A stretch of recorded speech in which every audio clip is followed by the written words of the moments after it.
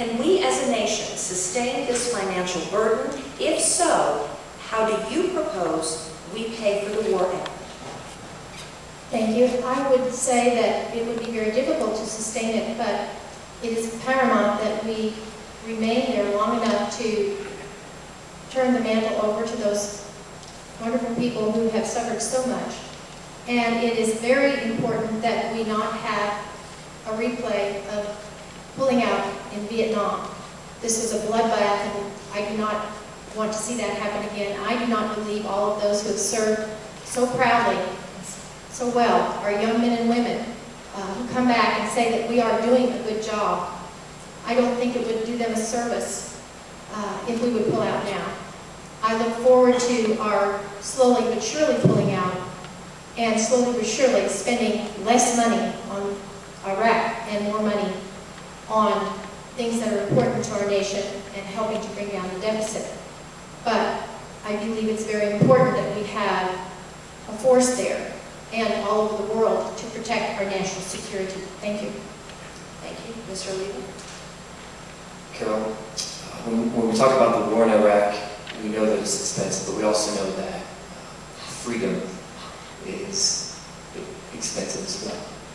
And when you talk about a timetable, you talk about efforts that need to be put forth in Iraq, the way that I would make decisions based on this is by listening to the commanders that are on the ground. I don't think that anybody else can make those decisions. I think that the people who are there on the ground every day, who know exactly what's going on, are the folks that we need to be listening to. We know that 43 cents of every dollar, taxpayer dollars, going to the war. But again, we're facing an enemy that doesn't fight under a certain flag, doesn't wear a uniform, and they're penetrating every nook and cranny of the globe, and we have to be more vigilant than ever. And so I support our troops. They will not have a more staunch ally in Congress than Brock Levy. Thank you. Mr. Lukemeyer? Thank you. I too believe that the war is something that we must sustain. One of the, basically in my judgment, the number one priority of the federal government is to protect our country and our people and our property. And we do that by defending it wherever they were attacked, wherever we see the threat. These people have threatened us.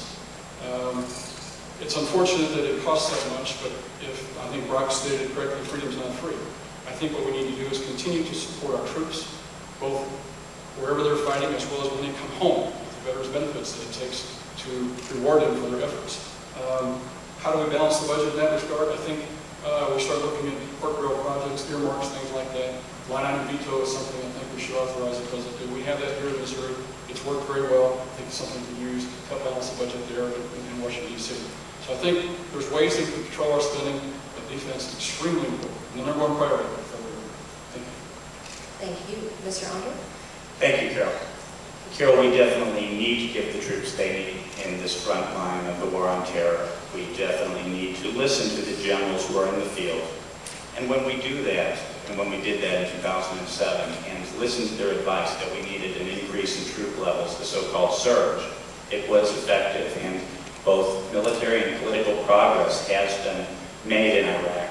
The levels of violence have been down, and now all parties concerned, the Iraqis, the administration, and even the two presidential candidates are saying, yes, it is time that we can start to draw down troops as the Iraqis begin to stand up for their own security.